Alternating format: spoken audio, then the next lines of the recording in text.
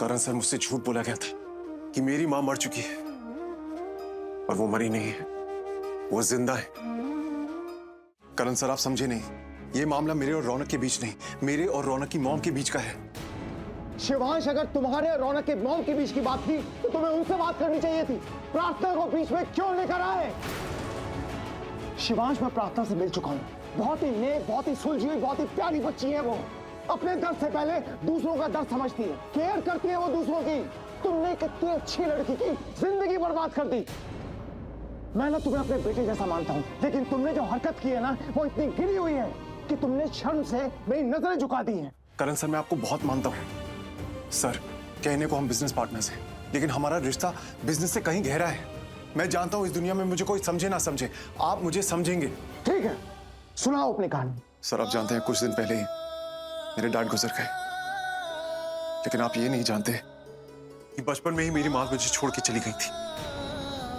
मैं जिंदगी भर अपने डैड को कोसता रहा, यही समझा कि मॉम के जाने की वजह डैड होंगे।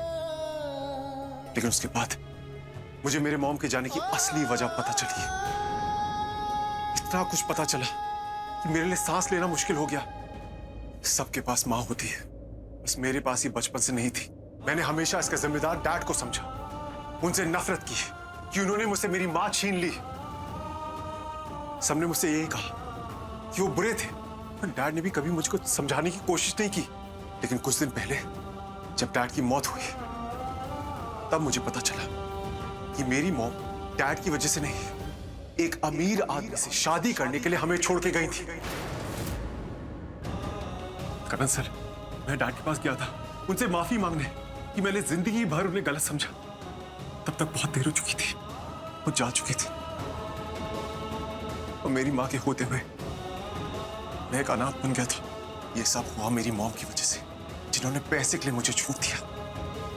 उनके पास सब कुछ था, नाम, इज्जत, शोहरत, दौलत, घर, गाड़ी, बंगला, और मेरे पास मां तक नहीं थी। करण सर, मुझसे झूठ बोला गया था कि मेरी मां मर चुकी है, और वो मरी नहीं है, वो जिंदा है। करण सर, आप जानते हैं मेरी मॉम कौन है? जवेरी खानदान की मालकिन, रौनक की मां, स्मिता जवेरी।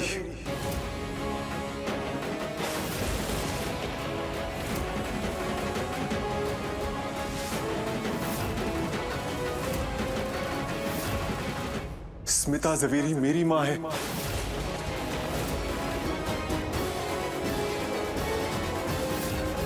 जिन्होंने बचपन में ही मुझे छोड़ दिया था।